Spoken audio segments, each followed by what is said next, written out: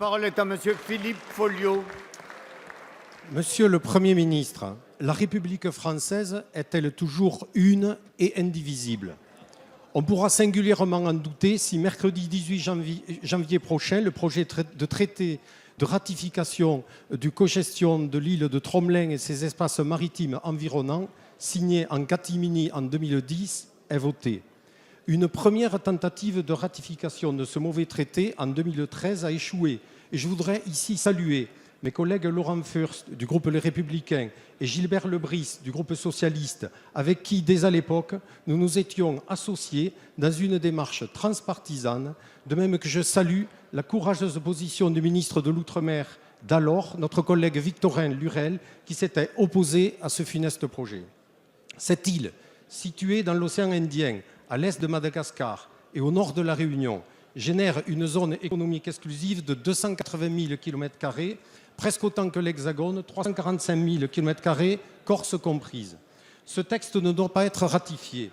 Il est scandaleux, car il cède de fait une partie de notre domaine maritime sans aucune contrepartie. Il est dangereux, car il ne met pas fin aux revendications de l'île Maurice. Il est unilatéral et déséquilibré, car il ne prévoit aucune forme de réciprocité ou de contrepartie, la France étant perdante sur tous les plans. Le plus grave dans tout cela, c'est l'effet domino que cela pourrait entraîner et le début du détricotage de notre domaine maritime, le deuxième au monde avec 11 millions de kilomètres carrés. Cela concerne des revendications au grand jour de Madagascar, sur les îles éparses en général, et en particulier sur João de Nova, au cœur du détroit de Mozambique, qui regorge d'hydrocarbures avec toutes les convoitises que cela suscite. Monsieur le Premier ministre, au-delà des mots sur notre puissance maritime, il faut des actes. Vous devez, comme votre prédécesseur, avoir la sagesse de retirer le projet de ratification de ce traité de l'ordre du jour de l'Assemblée. Mesdames et messieurs les députés, monsieur le député Philippe Folliot, je vous remercie pour votre question sur un accord extrêmement important, bilatéral, conclu entre la France et la République de Maurice et signé au mois de juin 2010. Comme vous le savez, il vise à engager une coopération mutuellement bénéfique avec un pays voisin avec lequel nous entretenons par ailleurs des relations d'amitié et de partenariat. Cette coopération porte sur 4 domaines bien précis: l'environnement, la pêche, la météorologie et l'archéologie. Il ne saurait bien sûr être question, et c'était l'un des cœurs de votre question, de mettre en cause la souveraineté de la France dans la région, et en particulier sur Tromelin.